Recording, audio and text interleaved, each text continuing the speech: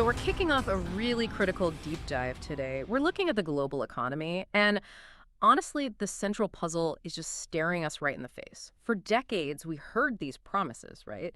That globalization would basically make the world economy look pretty similar everywhere, that the market would shrink the state. But now, we're seeing state power, national industrial strategies. They seem more decisive than ever. It feels like the core assumption of the last, 30 years? It's kind of falling apart. Yeah, it's exactly the challenge, isn't it? It's a huge question.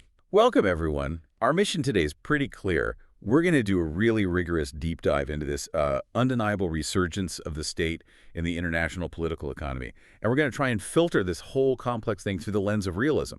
You know, the idea that even when it comes to economics, power politics, national interest, that's what really drives things in the end. Okay, and we're grounding this analysis, right? Not just speculating. Absolutely. We're grounding this in three, I think, essential expert sources that really challenge that old way of thinking. First, there's Robert H. Wade's landmark article, The Developmental State, Dead or Alive. Super important piece. Then, Kurt M. Campbell and Campbell and Ratner's critical essay, The ChinaReckoning, How Beijing Defied American Expectations, really lays out the policy failure there. And finally, we've got the hard data, the empirical evidence from the United States Trade Representative's 2017 report to Congress on China's World Trade Organization compliance. Got it. So Wade, Campbell and Ratner, and the USTR report. Okay, let's maybe start by setting the stage.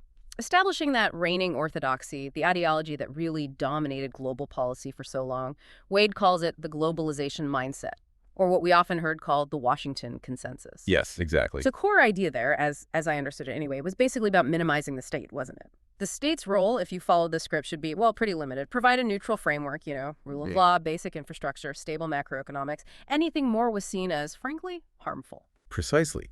This neoliberal view, it held that resource allocation. Who makes what, where they make it, how that has to be left mostly to consumers and private companies, all operating in competitive markets. Yeah. And the thinking behind this, it wasn't just about simple economic efficiency, though that was definitely part of the sales pitch. It was deeply philosophical. It drew really heavily from the Austrian School of Economics, especially Friedrich Hayek. Right, Hayek. We're talking about his really powerful idea about the limits of, centralized knowledge, aren't we? Exactly that. Hayek had this concept, this fundamental realization that no single person, no committee, no government planning agency can ever have all this scattered, constantly changing information you'd need to make truly optimal economic decisions. Every single person in the market holds just a tiny fragment of knowledge. Okay. And the price system, in this view, is the only mechanism that can actually process all that infinite dispersed information effectively and efficiently. So that leads to his famous question, right? How can the combination of fragments of knowledge existing in different minds bring about results which, if they were to be brought about deliberately, would require a knowledge on the part of the directing mind which no single person can possess? It's kind of the ultimate defense of the liberal market, isn't it? Competition is the only reliable way to organize things that actually enhances welfare. It is, and it's an ideology that really prioritizes what the sociologist Alberto Hirschman called exit over loyalty. Keeping your options open, minimizing commitment so capital and resources can just zip around the globe quickly to wherever they're most profitable. In this neoliberal mindset, any kind of protectionism, any subsidy, any state trying to pick winners, it's all seen as just economically inefficient. It distorts the pure signals from the market. Like throwing rocks in your own harbor, basically. That's a good way to put it, yeah. Making it impossible for your own ships, your own companies to compete globally. The only outcome they foresaw from state intervention was, corruption and ultimately lower overall welfare for everyone. And yet, and this is the big but, we have this really enduring counter model, the one Wade introduces so brilliantly, the developmental state. Especially as we saw it in those East Asian catch-up cases, Taiwan, South Korea. They achieved absolutely miraculous success doing pretty much the exact opposite of what the Washington consensus told them to do.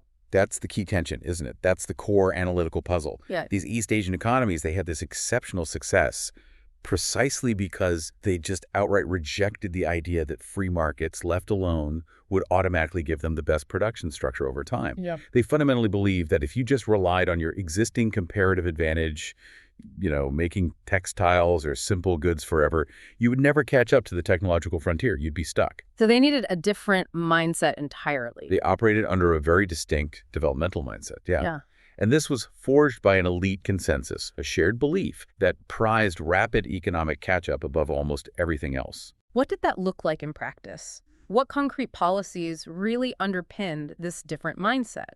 It must have required enormous sacrifices, socially and politically, to break free from just doing what they were already good at. Oh, it absolutely did. The Yeah. developmental mindset, it was built on several pillars that just flew in the face of the neoliberal approach. First, there was this high, absolutely relentless priority put on achieving rapid, sustained economic growth.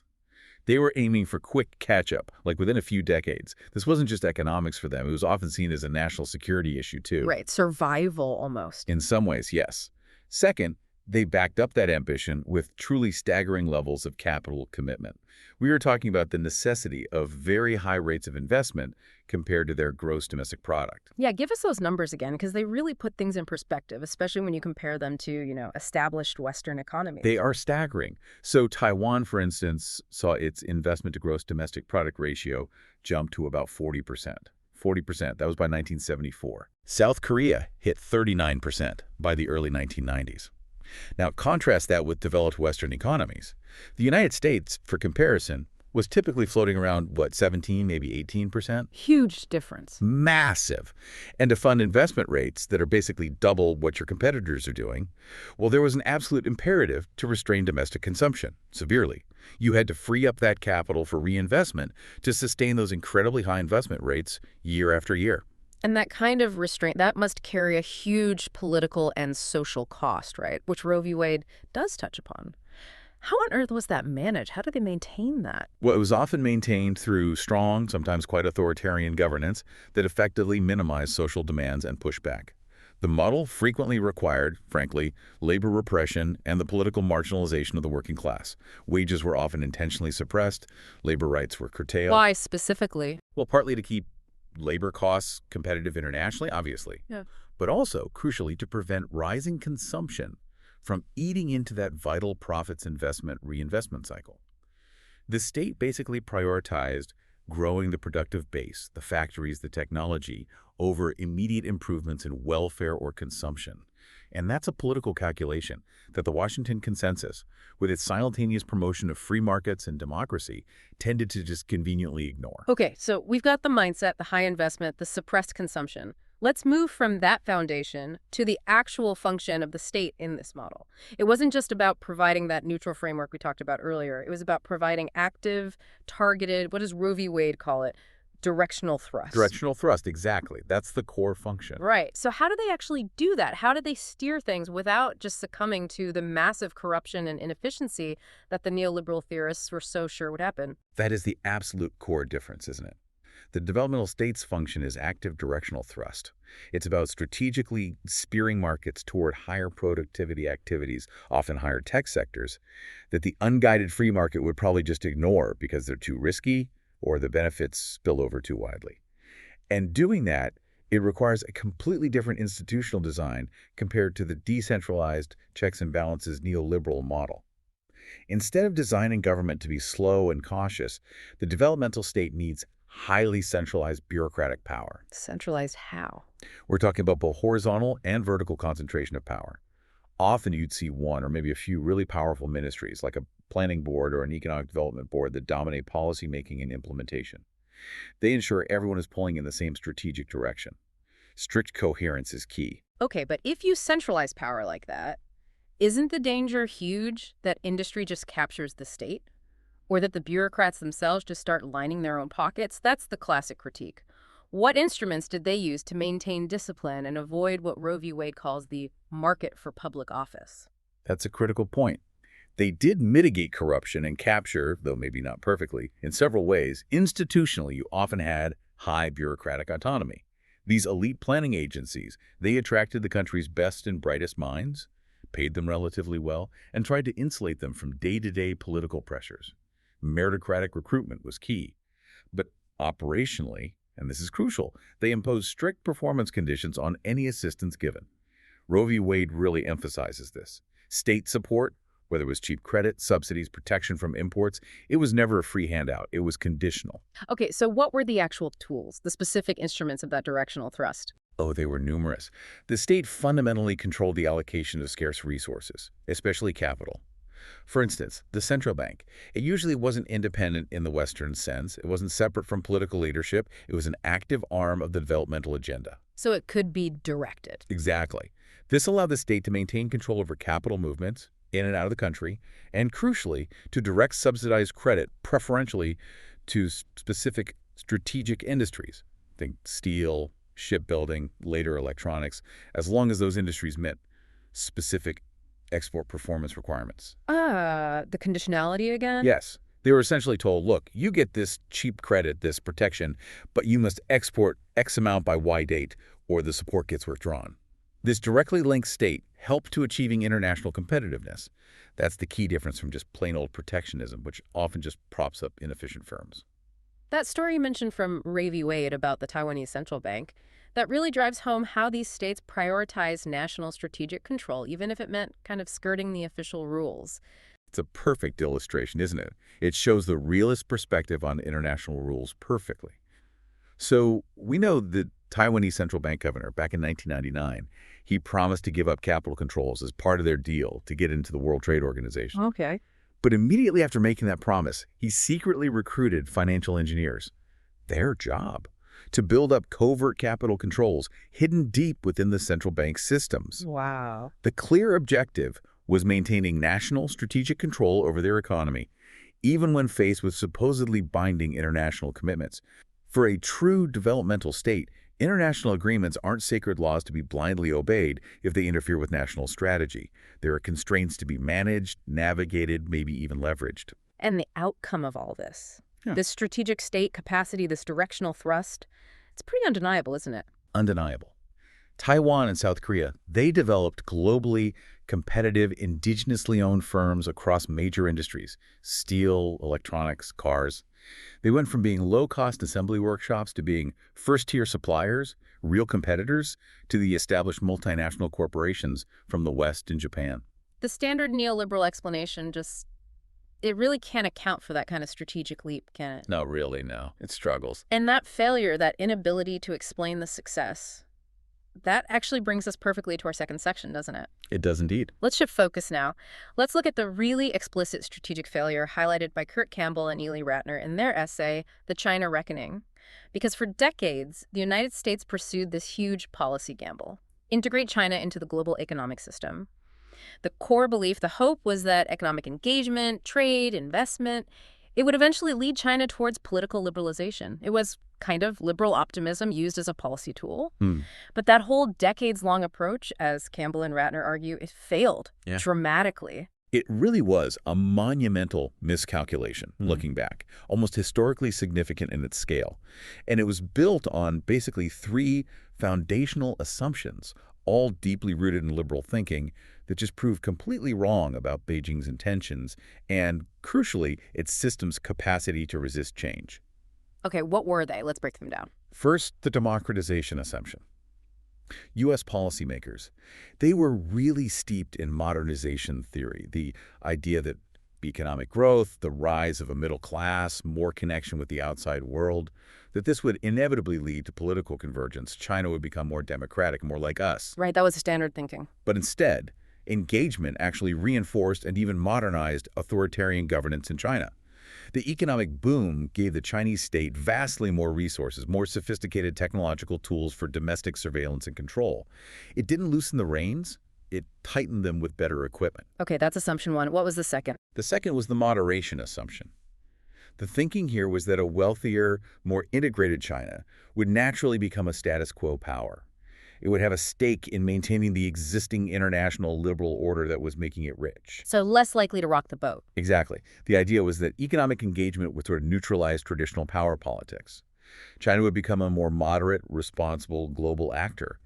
Instead, as Campbell and Ratner really hammer home, it just increased geopolitical rivalry. China used its newfound economic strength to fund a massive military modernization, to become more assertive in its territorial claims, basically turning economic engagement into a springboard for strategic competition, not cooperation. And the third assumption, this one seems maybe the most critical for the whole liberal institutionalist project, the belief in rules and organizations. You're right, this was fundamental as the rule-bound order assumption.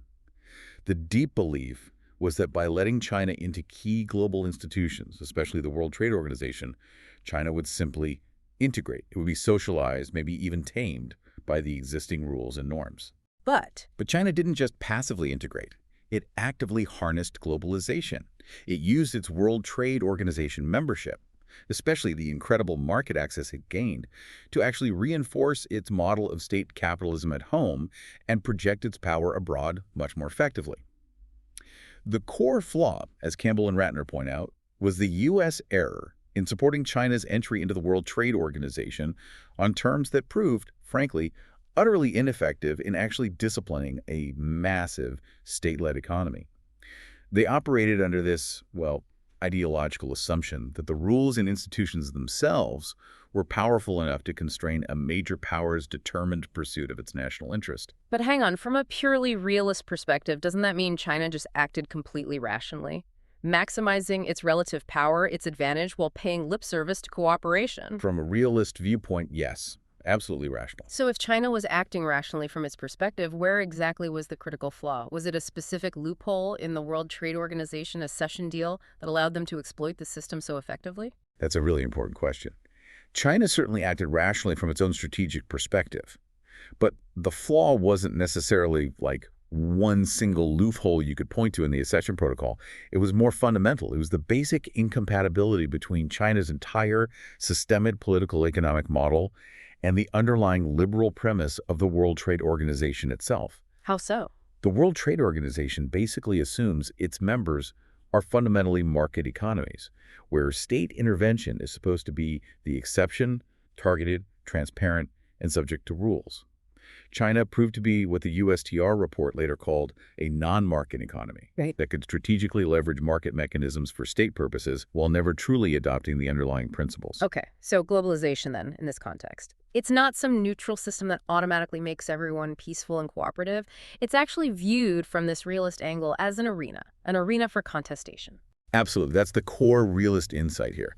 The economic interdependence that liberal institutionalism promised would foster peace. It didn't neutralize power politics at all. Instead, it just became the new theater of power politics. Economics and national security became fused. Can you give an example of that fusion? Sure, think about the intense competition right now over critical technologies, Yeah. like 5G communications or advanced semiconductors, a government heavily subsidizing its domestic semiconductor industry. That's no longer just a simple economic development choice. It's now framed as a vital national security imperative. It's about denying your strategic rival a critical technological edge that could have military implications. Right. And China's huge overarching strategy may be best exemplified by the Belt and Road Initiative. It's explicitly aimed at using economic tools, infrastructure investment, loans, trade deals to try and reorder international hierarchies to dilute United States dominance. The economic system isn't separate from power politics. It's the primary instrument of power politics in this view. Wow. That synthesis, that fusion of economics and power politics, that's a really difficult pill to swallow for anyone, raised on the old Washington consensus ideas. It is a fundamental shift in perspective. But the reality seems to be that China is succeeding, at least in challenging the old order, precisely because it retained that core developmental state capacity we talked about earlier, that ability to steer strategically. That is the unavoidable conclusion of the reckoning Campbell and Ratner describe. While the West was busy preaching neoliberalism, decentralization, and market magic, China was practicing strategic state capitalism, and it deployed its growing economic might with a singular, centralized focus that decentralized market economies struggle to match. Which brings us, I think, to needing the hard evidence. Because without specific examples, this can all sound a bit abstract, just theory. Exactly. We need the empirical proof. So to get that hard data, that empirical weight behind this story of strategic failure and China's different approach, we need to turn to our third source. That 2017 United States Trade Representative report to Congress on China's World Trade Organization compliance. This report, it really seems to provide the granular specific evidence for China's strategic, non-market behavior within the system. Yes, the USTR report is absolutely critical here because it moves beyond just general arguments and rhetoric. Hmm. It empirically labels China, quite starkly, as a non-market economy operating inside a World Trade Organization regime that's fundamentally based on market principles. It confirms that the hopes that were expressed back when China joined in 2001, the hope that it would genuinely embrace market-oriented policies, those hopes were definitively dashed.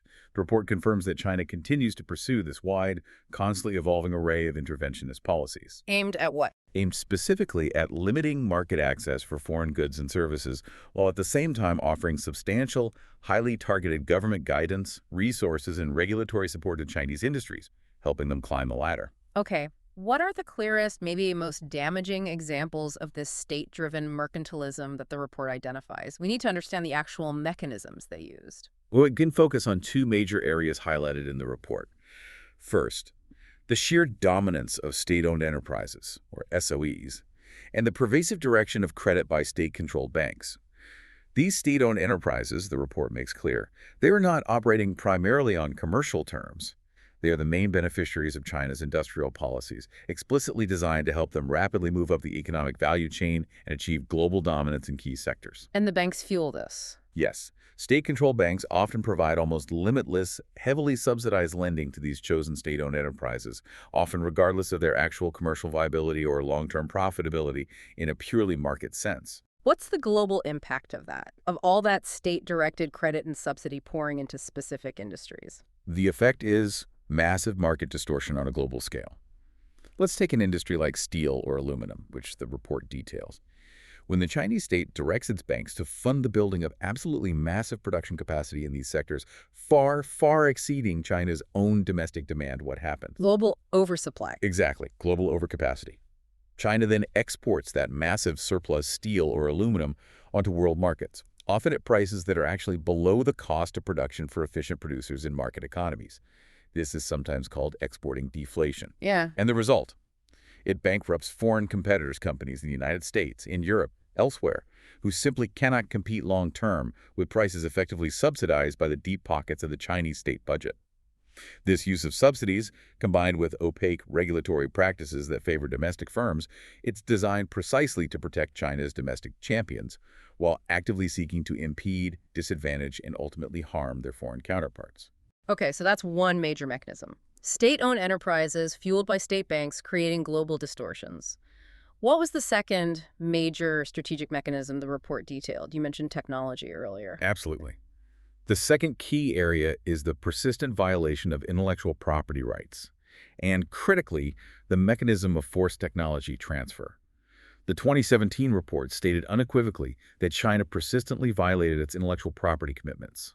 This happened through lax enforcement against counterfeiting and piracy domestically, which was rampant, but also through state-sponsored cyber theft of commercial secrets. Right, the hacking allegations. Yes, but perhaps even more insidious, from a long-term strategic perspective, was the systemic issue of forced technology transfer. The report found that Chinese regulatory authorities routinely did not allow U.S. companies and other foreign firms to make their own decisions about technology transfer based on commercial factors alone. How was that coercion applied? How did they force it? Well, foreign companies wanting to invest or sell in the large Chinese market were often required, or at least heavily pressured, to transfer core technology, valuable intellectual property, or critical trade secrets to a Chinese partner. This wasn't a negotiation. It was often a condition for getting the necessary investment approvals, operating licenses, or simply gaining access to the market. So, if you want to play here, you have to pay with your tech secrets. That's essentially the message. For instance, if a foreign company wanted to form a joint venture, which was often required in key sectors, they might have to accept a minority equity share, while their Chinese partner demanded access to proprietary manufacturing processes or R&D secrets as part of the deal. The USTR report specifically highlighted over 40 different provincial and local government measures in China that violated China's commitments not to link government procurement preferences to whether the intellectual property was owned or developed in China. So it's basically turning normal commercial negotiation into a strategic weapon for extracting advanced technology to boost China's own national capacity. Precisely. It fundamentally undermines the whole idea of open, reciprocal trade relations based on comparative advantage and fair competition. It transforms commerce itself into a tool of state power accumulation. And the empirical result of all this, the bottom line, shows up starkly in the trade imbalance figures, doesn't it? It really does. That's the tangible, strategic result you can measure from this persistent non-market behavior. Look at the numbers the report cites. At the time China joined the World Trade Organization back in 2000, the U.S. goods trade deficit with China was already significant, but it was $84 billion. Okay. By 2016, just before this report came out, that annual goods deficit had absolutely ballooned. It reached $347 billion, Wow. A quadrupling almost. a massive increase. Mm. And while the U.S. does maintain a bilateral surplus with China in services trade, things like education, tourism, finance that surplus, which stood around $40 billion in 2017, it provides only a negligible offset to that enormous politically charged goods deficit. Those numbers, they paint a very, very stark picture, don't they, of the real-world consequences of allowing a state-led mercantilist system to operate, largely undisciplined, within a framework designed for market economies. The USTR report makes it painfully clear. The existing World Trade Organization rules, they were simply never formulated with this state-led, non-market economy of China's sheer size, complexity, and strategic ambition in mind. And while the World Trade Organization does have dispute settlement mechanisms, they're designed for specific isolated instances of noncompliance, like if Canada unfairly subsidizes its lumber exports, you can file a case. Right. But those mechanisms proved utterly inadequate, the report argues, for disciplining a systemic, state-level strategic orientation like China's. The problem wasn't just one broken rule here or there. It was that the entire strategic non-market economy approach broadly conflicted with the fundamental underpinnings of the whole multilateral trading system. So the hope of the liberal institutionalists that the World Trade Organization could be this impartial referee, it was basically undone by the reality that the rules just aren't enough when a major power decides to use economic means to pursue strategic realist ends. That's the tough conclusion, yes. Yeah. The system wasn't built for that kind of player. Okay. So we've established pretty clearly that the developmental state model, this idea of strategic state intervention, it demonstrably works. The East Asian tigers proved it. And China seems to be the most spectacular, maybe even alarming, recent example of its success on a massive scale. So what does all this mean for Roe v. Wade's original question about the developmental state? If China is like the ultimate developmental state 2.0, then the model clearly isn't dead. But how has it had to adapt? How has it changed to fit this much more globalized, much more contested world we live in now? That's exactly the right question. Wade argues, compellingly I think, that we shouldn't get bogged down in a simple debate about whether the original model is strictly dead or alive. We need to recognize its profound transformation. And probably the most critical takeaway here is that the underlying developmental mindset, that commitment to strategic steering it, endures. It persists even in those first-generation Asian tigers like South Korea and Taiwan, despite the fact that, on the surface, they've adopted some neoliberal policies. How so? What do you mean by surface changes? Well, they have indeed marketized certain areas. You see things like higher rates of household debt now, a greater reliance on foreign demand to drive growth, financial liberalization to some extent. But Roe v. Wade argues they critically retain the core bureaucratic capacity and, crucially, the elite commitment for strategic directional thrust when needed. They haven't simply become passive, hands-off neoliberal states. They are perhaps better understood as post-developmental states that still operate well beyond the strict limits that neoliberalism would prescribe. They keep the tools sharp, even if they don't use them constantly. Okay, so the mindset and capacity remain. But how has their specific mission shifted in this, let's call it, developmental state 2.0 environment? The goals must be different now they're closer to the frontier. Oh, the mission has shifted dramatically. Developmental State 1.0, the original model, was primarily focused on imitation, catching up. It involved things like import substitution, building basic industries, often working with mature, proven technologies like steelmaking or basic electronics assembly. Right, copying what the advanced countries already did. Pretty much. Developmental State 2.0, however, has a much harder task. It has to manage the profound uncertainties of innovation right at the global techno-economic frontier.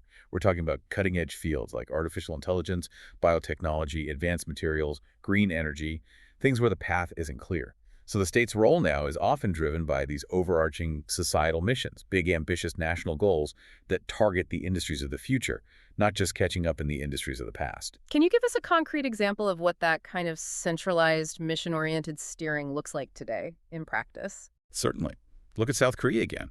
A few years back, they launched their ambitious 577 program. That was a long-term national goal, targeting investing 5% of their entire gross domestic product into research and development. 5% is huge. It's massive.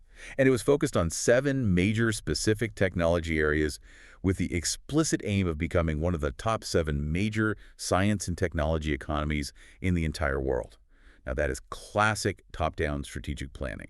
It mobilizes vast public and private resources toward highly specific, ambitious national goals. It's the absolute antithesis of the hands-off, let the market decide neoliberal state. And achieving that, it must require dedicated, long-term institutional capacity, right? You can't just throw money at the problem and hope the market magically sorts out something like becoming a global leader in 7 tech fields. Absolutely not. You need the institutions. Consider Taiwan, which has sustained incredibly high investment in research and development for decades. They created the publicly funded Industrial Technology Research Institute, ITRI. At one point, ITRI had a staff of around 10,000 people. Its explicit mission was to develop and help commercialize technology that was considered too risky, too uncertain, or too long-term for private Taiwanese firms to tackle on their own. It bridged the gap. Kind of like a public incubator for high-risk tech. Exactly. And more recently, Taiwan formalized a very high-level body, the Board of Science and Technology. It's actually presided over by the premier, the head of government. Its job is to combine bottom-up R&D creativity from universities and firms with central top-down control over innovation finance and setting national strategic priorities. That kind of sophisticated, centralized steering capacity is a big part of how they've managed to stay at the absolute cutting edge of the global semiconductor industry, for example. It sounds like this ongoing state activism, this DS 2.0, is almost necessary precisely because the global economy isn't the level playing field that the old globalization mindset promised us it would become.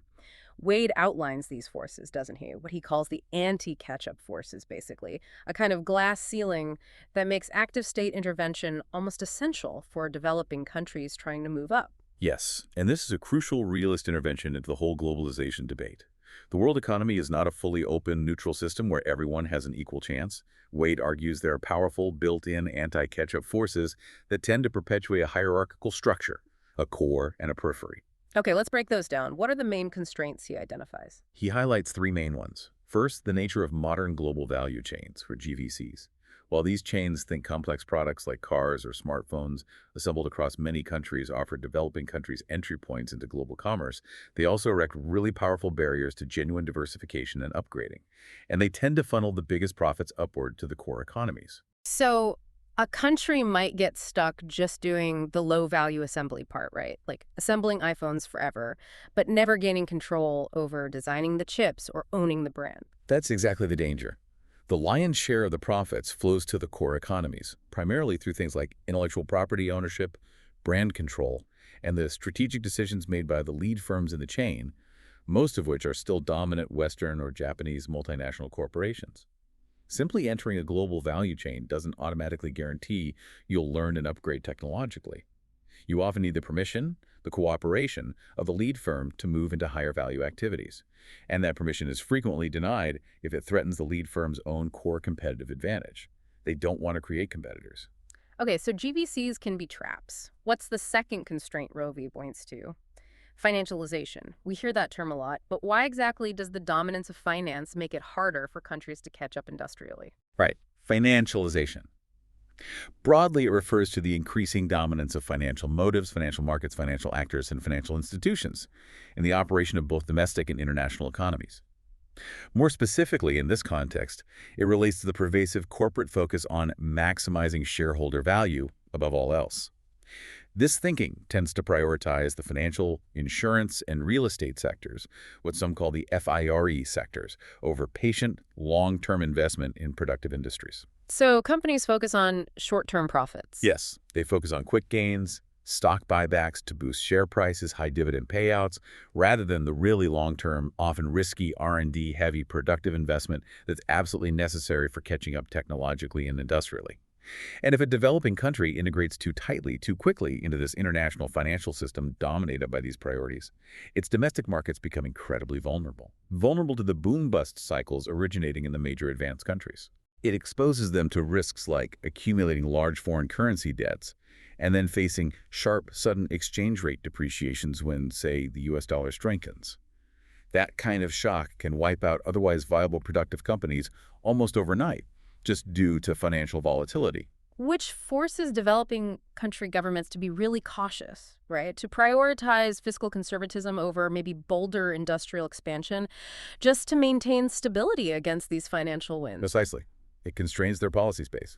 And finally, the third major constraint Roe v. Wade identifies is the asymmetric adjustment rules built into the international financial system. Asymmetric adjustment, what does that mean in practice? It basically means the system puts intense pressure on deficit countries, typically developing nations that need to import machinery and technology for growth, thus running trade deficits to rapidly reduce those imbalances, usually through painful austerity measures, cutting spending, raising interest rates, slowing the economy down. However, the system places virtually no symmetrical pressure on the big surplus countries. Think Germany, Japan, or China in recent decades to reduce their massive trade surpluses by, say, consuming more or investing more domestically. So the burden falls entirely on the debtors. Exactly. This asymmetry inherently sustains the core periphery structure. Logically, developing countries undertaking heavy strategic investment for catch-up should be able to run deficits and multiply their imports of capital goods for a sustained period without constantly facing destabilizing crises. But the current rules make that kind of deep, sustained industrial catch-up prohibitively risky and difficult without constant, clever strategic state intervention to manage those external pressures. So the combined effect of these three forces, the structure of global value chains, the dominance of financialization, and these asymmetric adjustment rules, make sustained upward convergence for developing countries extremely difficult unless the state actively pushes back and manages these global forces. It really sounds like the only countries that actually manage to break through that glass ceiling, that middle income trap, are the ones that fundamentally treat the global economy not as some benign system to passively join, but almost as a hostile environment that they have to actively navigate and manage. That really is the concluding thought synthesis, isn't it? Yeah. Globalization has certainly intensified, the world is more connected, but the nations that are most successful, the ones that actually break through and achieve high-income status, seem to be precisely those that possess the strategic state capacity and the developmental mindset needed to manage global market forces, not just passively obey them. They recognize, implicitly or explicitly, that the unguided market often misses those crucial increasing returns and positive spillovers that are vital for long-term growth. And they understand that the global system, as currently constituted, isn't neutral. It has biases that tend to protect the existing hierarchy. Okay, so for listeners trying to really synthesize all this information, trying to apply this more realist, state-centric perspective to understanding economic policy today, what are the practical takeaways? If a country wanted to practice a kind of developmental state 2.0 policy today, how could they do it effectively while trying to avoid the classic pitfalls of just wasteful protectionism or corruption? That's the key question, how to do it right. Based on Wade's analysis and looking at the successful cases, we can probably distill a few key guidelines. First, regarding protectionism. It shouldn't be used as permanent insulation from the world that just breeds complacency, inefficiency, and corruption. Instead, it should be used strategically as a temporary buffer. A buffer for what? A buffer to give domestic firms breathing room to learn and reach global standards. So you might limit protection to a specific predetermined period, maybe 5 to 7 years, Wade suggests, and you tie it explicitly to performance. You demand that the protected producers reach parity with the price and quality of imported substitutes within that time frame, or the assistance, the protection, is withdrawn. So protection isn't a handout, it's an investment in learning with strings attached. Exactly. It's conditional support for learning, not a permanent subsidy for inefficiency. Second, trade promotion encouraging exports and import replacement need to be seen as, Wade puts it beautifully, two wings of the same bird. You have to aggressively promote exports to gain economies of scale, to face world competition, to earn foreign exchange. But at the same time, you need to constantly, strategically look for opportunities to replace sophisticated imports, especially those high-value capital goods and intermediate inputs, with domestic production in your priority sectors. This ensures your industrial base is actually deepening, getting more technologically advanced, not just widening into more low-value assembly. And that requires that strategic, sometimes tough bargaining with multinational corporations when they come in with foreign direct investment, doesn't it? To make sure the country benefits beyond just jobs. Absolutely critical. The government has to bargain fiercely, strategically to maximize the transfer of skills, know-how, intellectual property, and technology into the heads of its own citizens and domestic firms. Not just allow the multinational corporation to dictate all the terms, bring in all their own managers and engineers, and operate in an isolated enclave. The source material, way out, I believe, details how back in the 1970s, when South Korea ordered a big ethylene plant from Dow Chemical, the Korean government pressed Dow much harder to employ South Korean nationals at every stage of the project design, construction, operation than did countries like Chile or Hong Kong, which were much more committed to laissez-faire principles at the time. Then what was the result? The result was that South Korea achieved a significantly higher ratio of their own nationals involved compared to the regular Dow employees on subsequent orders. It reflected this underlying national strategic commitment, this mindset of, we never learn anything twice. We extract the maximum learning from every single interaction. That really captures it, doesn't it? That strategic commitment to using every transaction, every investment as a national learning opportunity. That seems to be the defining characteristic of this enduring developmental state mindset. It really is. Now, building on that, here's maybe a provocative closing thought that kind of brings our whole deep dive today into sharp focus. The United States, while it spent decades preaching the neoliberal Washington consensus to the rest of the world, emphasizing free markets, minimal state intervention, it has, historically, simultaneously maintained what Robert Wade and others have called a hidden developmental state. Hidden? How so? Hidden in the sense that it's heavily focused on specific sectors, particularly innovation, defense, and high technology, but its activities aren't always acknowledged as industrial policy. Think about institutions like the Defense Advanced Research Projects Agency, DARPA, which funded huge technological breakthroughs, or the decades of public funding and procurement that essentially created the internet or subsidized the early semiconductor industry or aerospace. This hidden state often takes the form of these decentralized pilot agencies at both the federal and state level, promoting technological progress in specific areas. But their activities are often kept somewhat below the radar, framed differently, perhaps so as not to openly contradict the dominant neoliberal free market culture that the U.S. projected internationally. That's the ultimate paradox, isn't it?